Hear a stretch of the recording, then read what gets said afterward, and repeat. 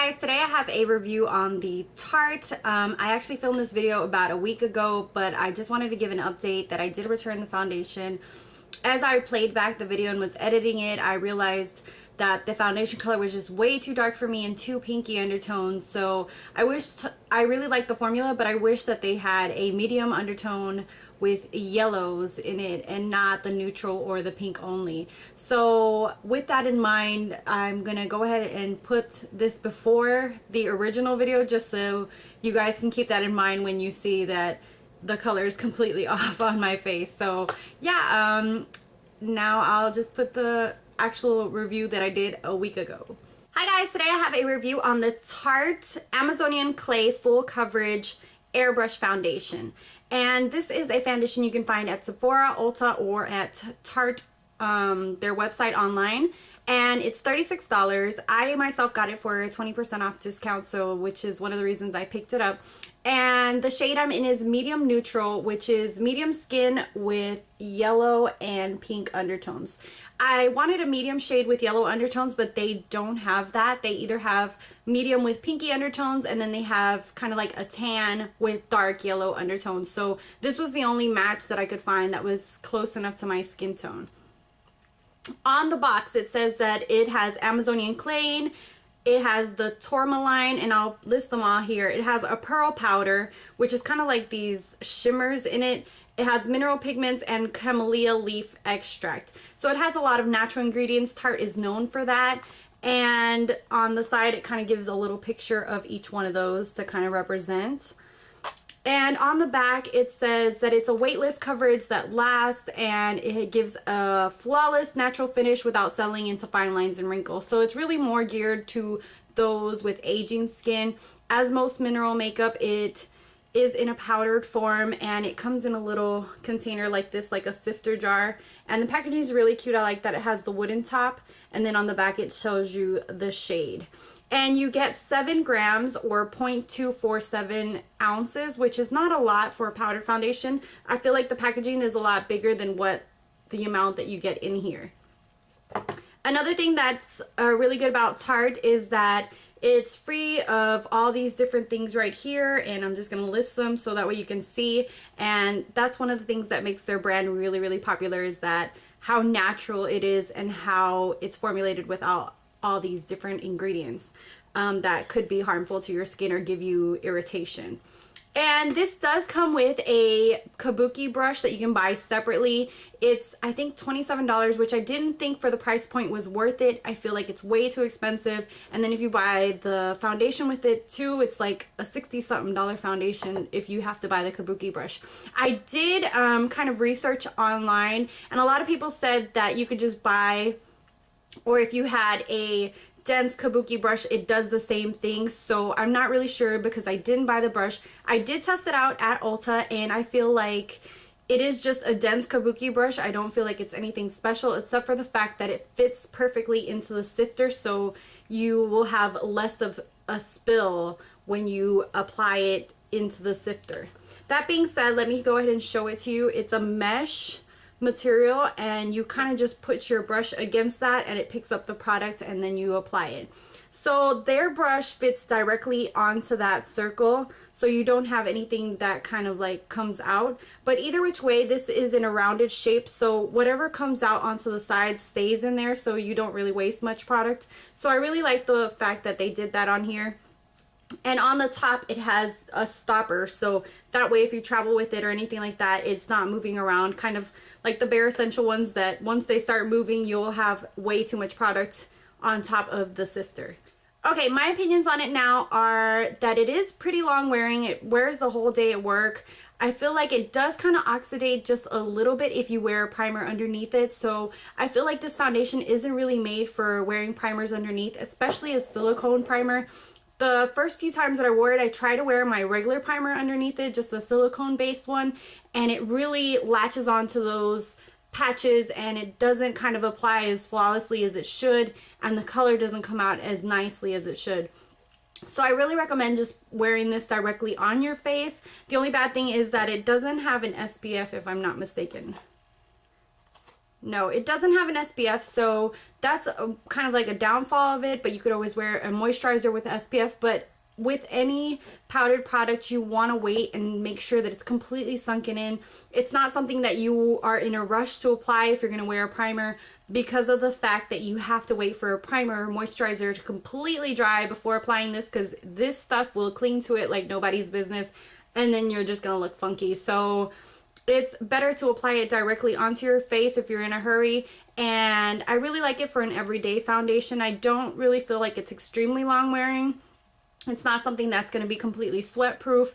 And the really cool thing about this is that you can either apply it lightly, and the way I apply it lightly is with this Echo Tools Kabuki brush. It kind of gives me a light coverage and it looks really nice and natural.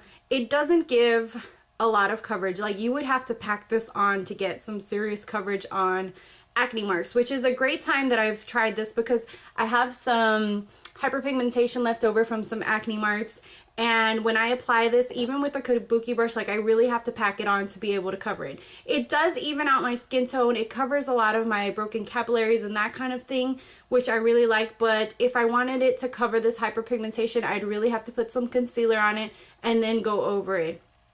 So it kind of has that downfall, even though it says it's a full coverage on the Sephora site. If you read it, it says that it's really a medium coverage. So I feel like it can be a light coverage if you apply it lightly over your face or a setting powder, and then if you want to use it by itself, it's more of a medium coverage, and you'd really have to pack it on to get a full coverage.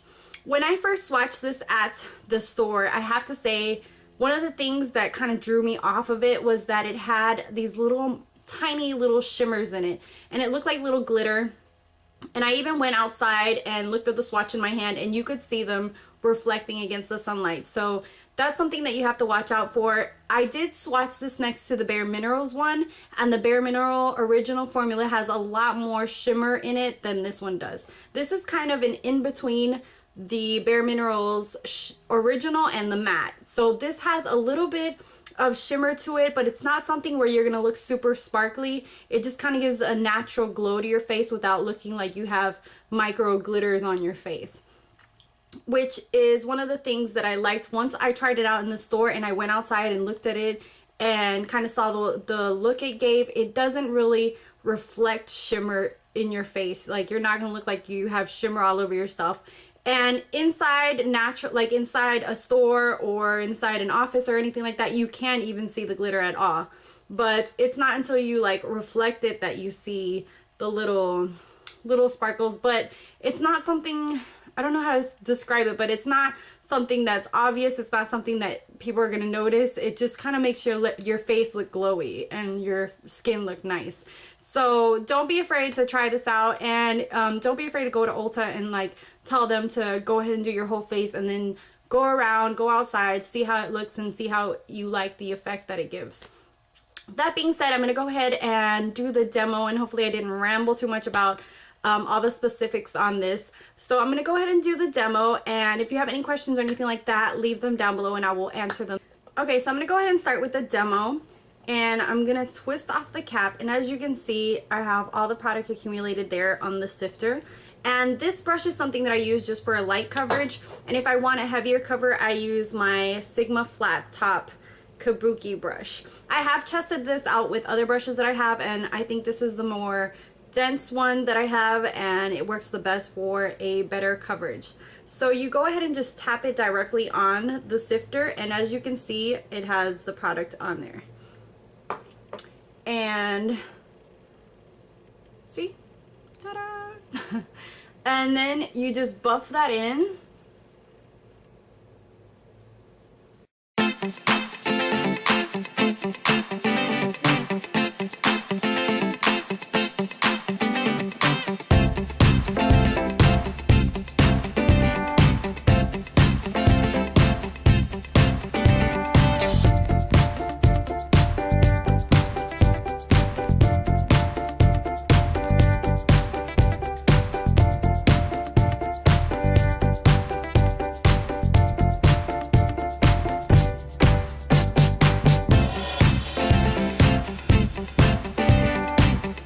this is the finish that it gives. As you can see, it covers up nicely a lot of areas, but if you have extreme acne or hyperpigmentation, you will have to use some kind of concealer to conceal ahead of time. So it's not completely a full coverage as for example the Kat Von D liquid or the Kat Von D powder. I feel like once you keep applying layers of it, it will become full coverage, but you really have to work at it and keep building it up. So that could be a pro or con depending if like you have enough time to build it up or not.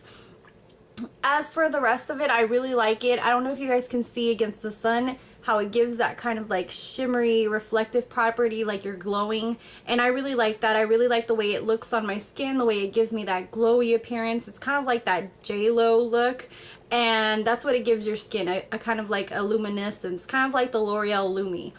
And that depends on if you really like that or if you hate that. If you're more of a matte person and you don't want to look kind of reflective or glowy at all, then this is obviously not for you. I feel like this would work really well with aging skin just because it doesn't settle into the lines. It kind of gives that reflective property, which is really good on aging skin, and kind of reflects against those wrinkles and kind of like hides them and camouflages them a lot more. So you have to kind of weigh what you want and what you like, and then see if it's really the product for you. As always, you could always go to Ulta or Sephora and have one of the girls test it out on you, and then tell them you want to walk around and see how it looks on you and go out into the sunlight and kind of see if you like the look of it. So anyways, I hope this was helpful to those of you who are thinking of purchasing this, and thank you guys so much for watching, for subscribing, and until next time.